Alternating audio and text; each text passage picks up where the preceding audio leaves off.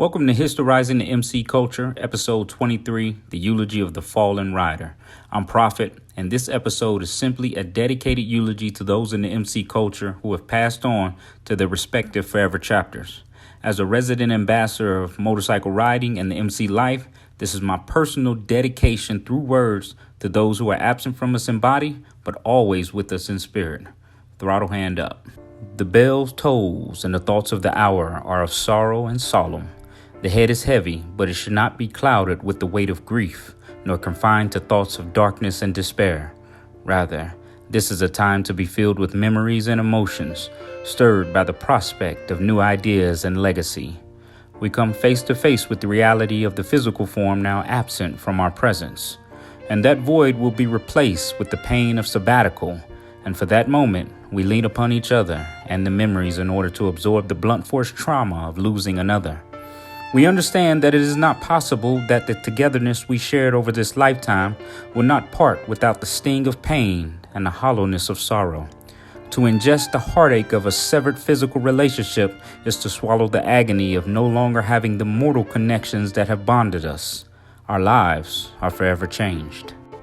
The great maker of all things has called another from labor to rest, from an upright position to that of comfort, from a place of carrying the weight of the world and existing in a place of torment and discomfort to an eternal peace.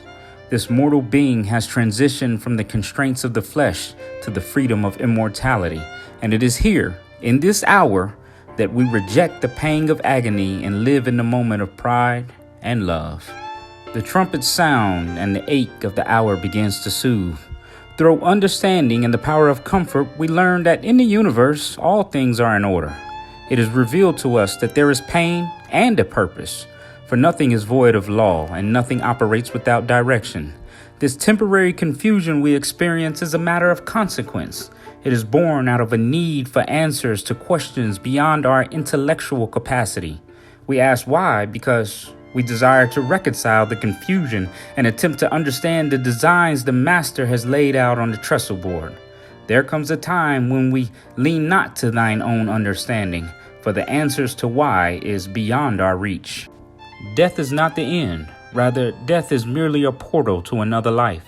It serves as a transition, a gateway, an illuminated path that the soul must take in order to arrive at the grand glory promised to us all. Adventures and journeys don't pause at the grave. Rather, they transcend through it. In perfect timing, each of us shall one day navigate the catacombs of metamorphosis and be raised by the grip of the master and received into Valhalla. You see, human connections are sweet.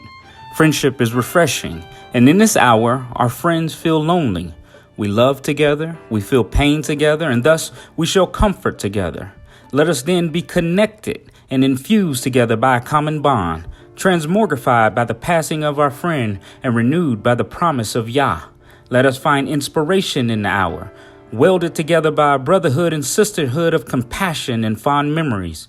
Let us remember shared experiences and bask in the warm glow of stories filled with laughter and righteousness. Let us gather each other in our arms and rest in the bosom of Yah. In this hour, let us be sustained by the assurance of immortality and the hope of tomorrow. Though one may be absent from us today, life is a thin thread hanging in the abyss of time, and one day, the skith of mortality will swing once more. Be you reminded of the immortal soul which rests in all of us, and rejoice at the prospect of the great gathering on the other side. Trust in the guarantee of the master of all things. In Yah, we find peace. In the ancestors, we find comfort. In the family, we find strength. Life is not without pain and purpose. Therefore, death is not absent of affliction and sting. We are born into another's pain, and we will one day die in our own. Yet the great beauty of life is death, for in death, life becomes eternal. It is within death that mortality is defeated and replaced with the promise of immortality into eternity. Life is temporary, and the mortal being must subscribe to the universal rules of mortality. And it is only through the blessings of death does one find the peace of immortality. We remember those who have passed on. They will forever be with us. Rest in power, and may we unite at that great meeting beyond the horizon. Throttle Hand Up.